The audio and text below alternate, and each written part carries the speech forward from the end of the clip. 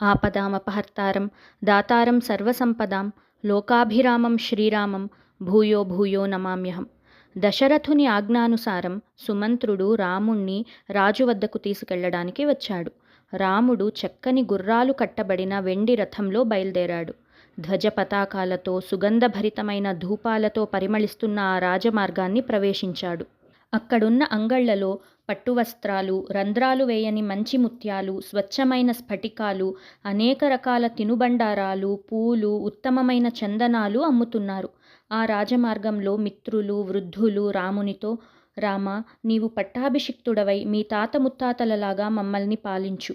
మీ పూర్వీకుల పాలనలో మేము సుఖంగా ఉన్నాము. నీ పాలనలో ఇంకా సుఖంగా హాయిగా జీవిస్తాము. నీవు పట్టాభిషిక్తుడవై ఈ రాజమార్గంలో ఊరేగింపుగా రావడాన్ని చూడడానికి వేచి ఉన్నాము. నీ పట్టాభిషేకము మాకు అమితానందాన్ని ఇస్తుంది. ఇంతకంటే సంతోషకరమైన విషయం మాకు వేరొకటి లేదు అని అంటున్న వారి మాటలను వింటూ వారందరికీ నమస్కరిస్తూ వారి పొగడ్తలకు తొణకనివాడై ముందుకు సాగాడు. రాముడు కనపడకుండా ఉండేంత దూరం వెళ్లే వరకు వారందరూ రాముని వైపే చూస్తూ ఉండిపోయారు. రాముడిని చూడని వారు, రాముని దృష్టికి రానివాడు నిజంగా దురదృష్టవంతుడు అని అక్కడి ప్రజలు అంటూ ఉంటారు. ధర్మాత్ముడైన రాముడు అందరినీ సమానంగా చూస్తాడు. ప్రజలందరిపైన ఆయనకు అపారమైన కరుణ. వారు కూడా ఆయన పట్ల భక్తి శ్రద్ధలు కలిగి ఉంటారు. రాజమార్గంలోని 4 వీధులను, దేవాలయాలను ప్రదక్షిణగా దాటి రాముడు రాజభవనాన్ని సమీపించాడు. ఇంద్రభవనంలా వెలుగొందుతున్న ఆ భవనాన్ని ప్రవేశించిన రాముడు కొంత దూరం రథంలో వెళ్ళి తరువాత కాలినడకన వెళ్ళసాగాడు. రాజుగారి గది సమీపంలో తన వెంట వచ్చిన వారినంతా ఆపి తాను మాత్రం లోపలికి వెళ్ళాడు. బంగారు తల్పంపై కూర్చొని ఉన్న దశరథునికి పాదాభివందనం చేసిన రాముడు సావధానమైన మనస్సుతో తల్లి అయిన కైకేయికి పాదాభివందనం చేశాడు. దీనుడైన దశరథుడు దుఃఖంతో, నా తండ్రి రామా అని అనగానే ఆయన కళ్ళు కన్నీటి పర్యంతమైంది. గొంతు పెగలలేదు, కళ్ళు బరువయ్యాయి. రాముడిని చూడలేకపోయాడు. తండ్రిని ఎప్పుడూ అలాంటి స్థితిలో చూడని రాముడు దిగ్భ్రాంతికి లోనయ్యాడు. దుఃఖంతో కృశించుకుపోయి ఉన్న దశరథుని దీనస్థితిని చూసి రాముడు కలత చెందాడు.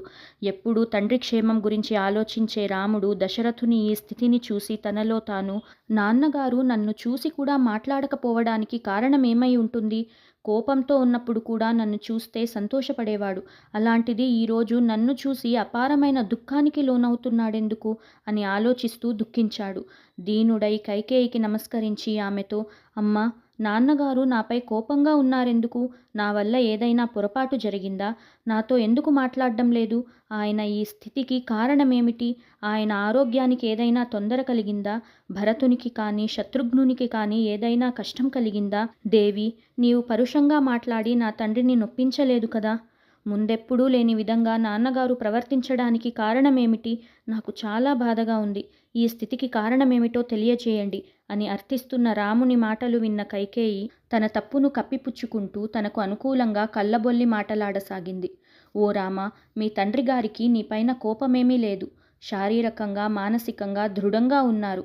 ఆయన మనసులో ఒక కోరిక ఉంది. అది చెప్తే నీవేమంటావో అని భయపడుతున్నాడు. ఆయనకు నీవంటే చాలా ఇష్టం. నీతో ఈ మాటలు చెప్పడానికి వెనకాడుతున్నాడు. ఈ మహారాజు ప్రతిజ్ఞ చేసి నాకొక మాట ఇచ్చాడు. అది నెరవేర్చలేక చింతిస్తున్నాడు. ఓ రామ, ఈ జగత్తు సజావుగా నడవాలంటే సత్య ధర్మాలను ఆచరించాలి. ఈ మహారాజు నీకోసం సత్యాన్ని తప్పాలనుకుంటున్నాడు. సత్యపాలన చేయమంటున్న నాపై కోప్పడుతున్నాడు. ఆయన ధర్మాన్ని తప్పకుండా నీవే చూడాలి. రాజు నీకు చెప్పదలిచిన విషయం మంచి అయినా చెడైనా నీవు పాలించి తీరుతానని మాట ఇస్తే ఆ విషయాన్ని నీకు చెప్తాను అని అన్నది. ఆమె మాటలకు నొచ్చుకున్న రాముడు కైకేయితో, దేవి, నీవు ఇలాంటి మాటలు ఆడతగదు. రాజుగారు ఆజ్ఞాపిస్తే అగ్నిలో దూకమన్నా దూకుతాను. నా తండ్రి గారు నాకు గురువు, నన్ను శాసించే మహారాజు.